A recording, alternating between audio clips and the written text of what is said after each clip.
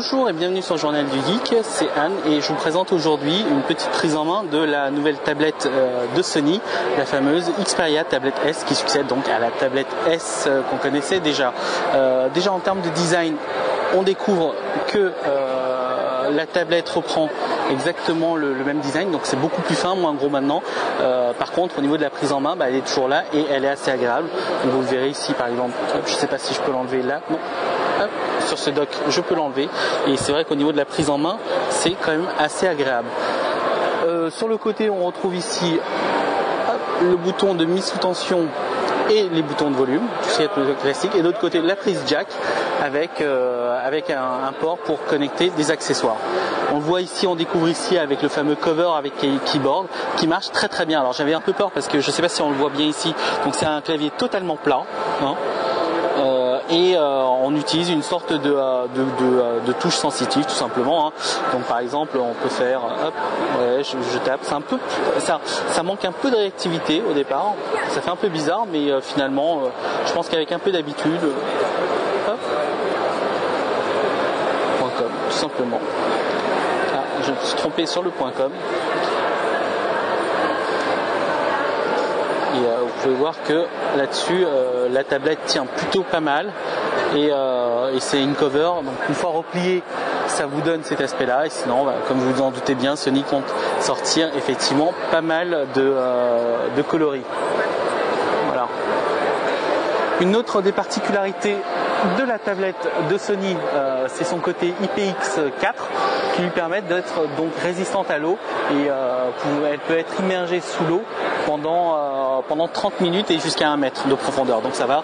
Donc petit exemple ici, voilà, qui me permet de voir que les dernières nouveautés de Sony sont totalement IPX4 et c'est pas plus mal. Donc je sais pas, moi j'utilise pas ma tablette dans les toilettes, donc je pense que ça va faire tomber, mais c'est vrai que dans une cuisine par exemple, avec les éclaboussures, etc., c'est pas mal du tout et ça peut être quand même assez sympa. Voilà, je crois que j'ai à peu près fait le tour. Je vais juste vous montrer vite fait la prise en main au niveau de la tablette en mode portrait, et c'est vrai que j'avais peur avec la finesse qu'on perde un peu cette prise en main. Et bien je peux vous assurer que non, là-dessus ça fonctionne plutôt pas mal et il faut savoir que elle sera livrée avec pas mal de choses au niveau des applications comme de la télécommande, du DNLA, etc. Bon, ça c'est assez classique en soi.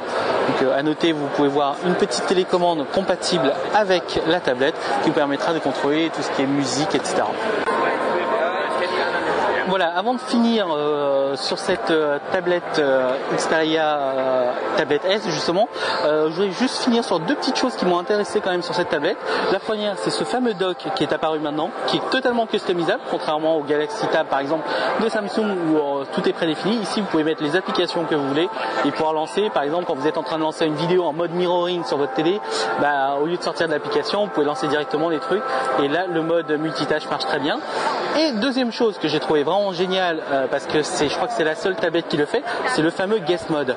Alors le guest mode, c'est justement un mode qui permet aux utilisateurs, à plusieurs utilisateurs d'utiliser la même tablette. Par exemple, quand vous allez prêter votre tablette à un ami et tout ça, vous n'avez pas envie qu'il accède à votre Gmail ou autre, là vous pouvez justement démarrer le mode start et puis je crois que sur celui-là il n'y est pas, c'est juste sur celui ici, hop, guest mode.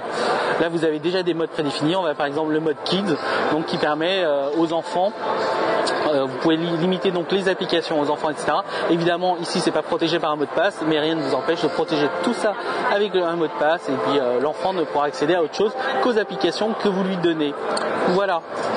Hop, on sort du mode exit. Je crois que c'est à peu près tout cette fois-ci. Donc n'hésitez pas si vous avez d'autres questions dans les commentaires et à très bientôt sur le Journal du Geek.